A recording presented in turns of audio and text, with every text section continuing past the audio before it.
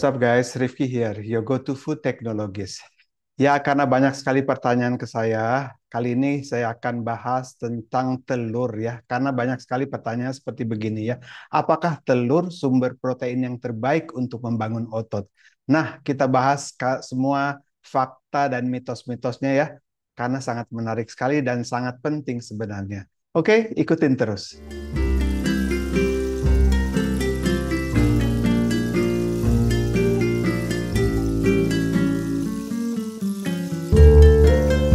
So, kenapa telur ya?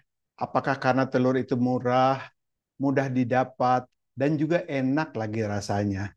Dan juga bagi para olahragawan, terutama para atlet profesional, mereka memilih telur sebagai sumber protein untuk mendapatkan energinya. Tapi pertanyaan yang lainnya adalah, apakah telur ini adalah sumber protein yang baik dan sempurna untuk membangun otot? Apakah demikian? Let's dive into it. Sebelum kita ngomongin protein dari telur, ya protein itu kan memang sangat penting sekali untuk tubuh kita ya. Semuanya sepakat kan, otot itu dibentuk oleh protein. Selain daripada itu, tubuh kita juga sebagian besar terdiri dari protein. Bahkan di rambut kita juga dibentuk oleh protein sebenarnya.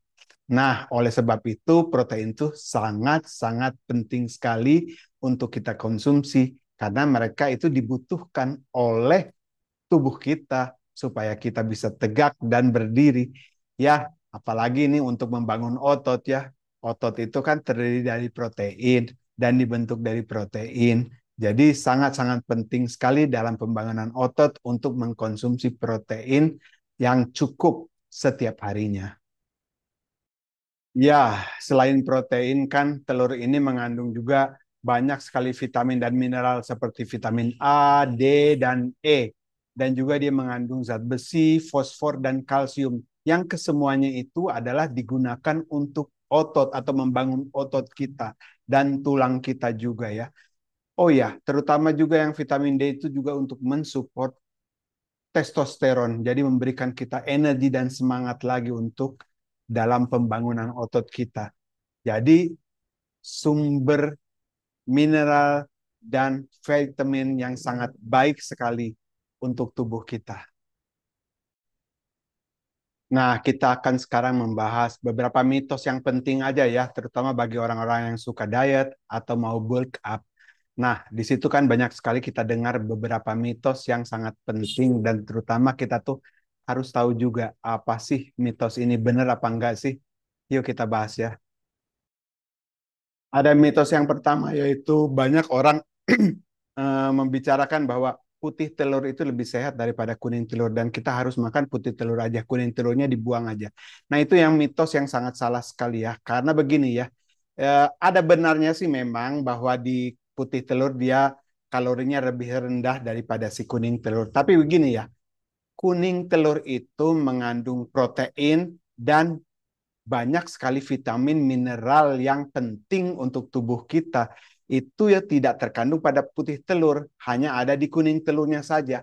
Dan juga bagaimana kalau kita mau memanfaatkan bioavailability yang sangat penting itu untuk tubuh.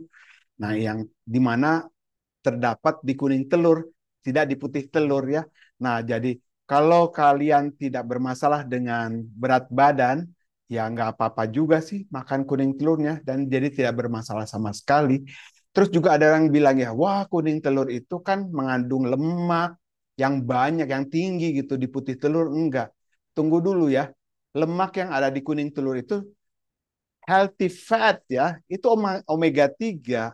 Kalian mengambil omega 3 dari tempat lain, tapi yang dari telur dibuang ya sama saja bohong. Buat apa? Itu sudah ada di kuning telur, kenapa kita buang? Jadi perlu kalian ketahui bahwa kuning telur itu sangat sehat, lebih sehat sebenarnya dari putih telurnya. Karena kenapa? Karena dia banyak mengandung vitamin dan mineral yang tidak terdapat pada putih telur itu. Jadi kandungan bioavailability yang penting itu ada pada kuning telur. Jadi jangan dibuang dong kuning telurnya. Oke. Okay? Dan juga tadi yang lemak lemak yang lebih tinggi lah itu lemaknya lemak sehat ya bro. Itu sangat bagus untuk tubuh omega 3 itu ya. Terus juga dibilang katanya itu adalah sumber kolesterol. Sumber kolesterol itu bukan berarti itu kita makan kolesterol dari telur, terus kita mendapatkan kolesterol di dalam tubuh kita. Tidak, tubuh kita itu dia memproduksi kolesterol yang sendiri.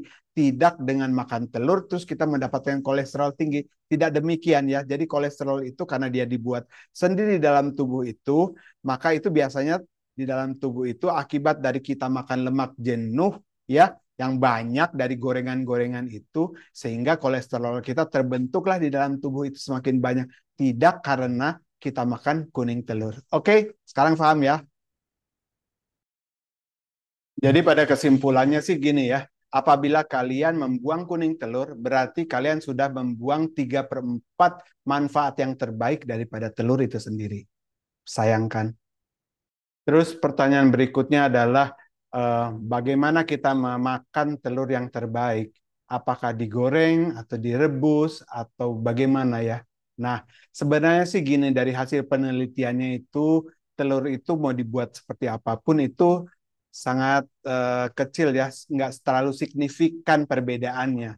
Jadi mau digoreng, mau direbus, mau dibuat orak-arik itu sebenarnya hampir mirip-mirip sama saja. Hanya bagi kalian yang sedang melakukan diet atau sedang memperhatikan dan mengontrol kalorinya, maka telur rebuslah yang terbaik untuk itu ya. Tapi apabila kalian tidak punya kegiatan yang lain atau tidak perlu mengontrol kalori lagi, jadi semua telur bisa kalian persiapkan. Jadi nggak terlalu signifikan kok berbedanya ya.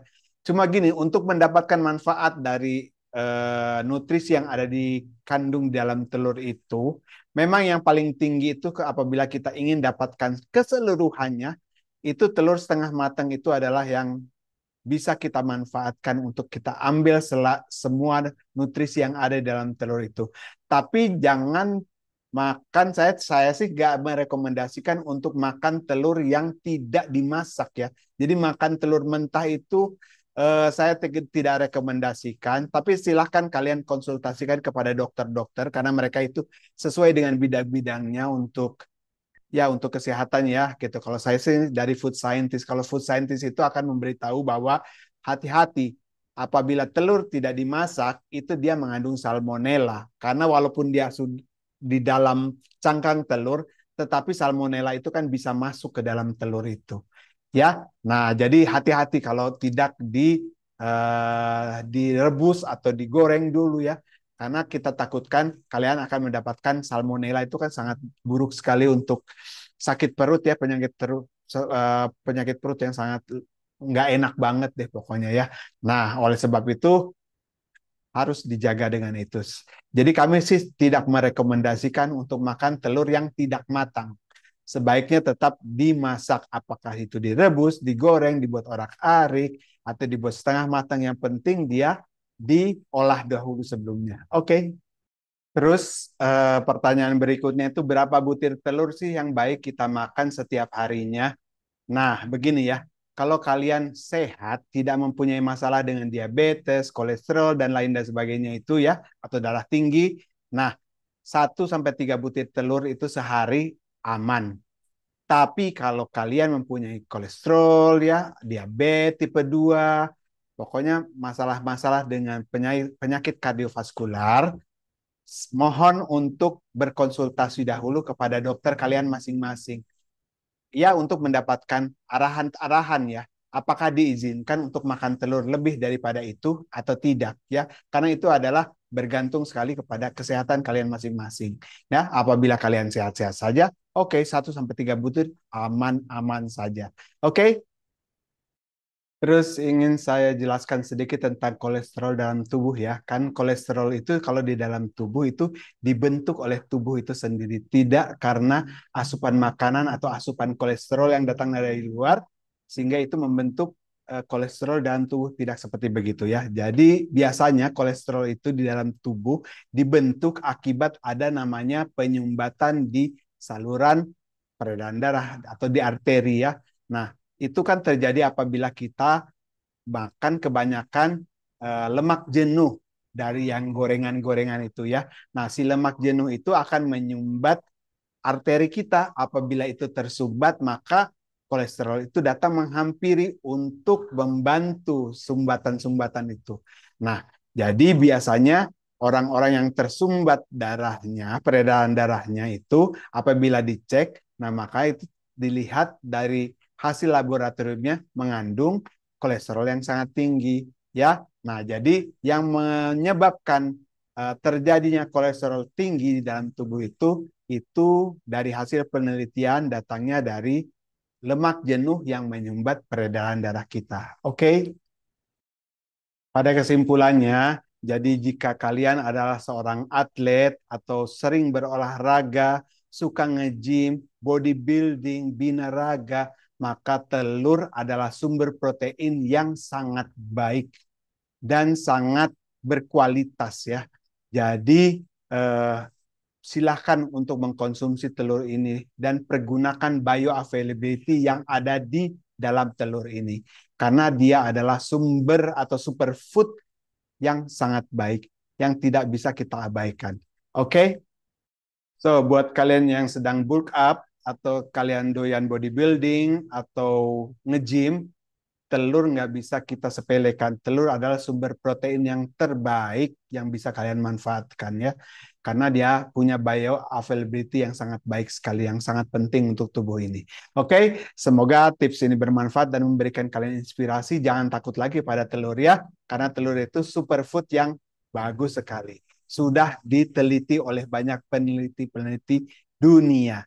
Oke, kita akan bertemu lagi pada video yang berikutnya. Rifki pamit dan terima kasih untuk kebersamaannya. Hasta luego, ciao.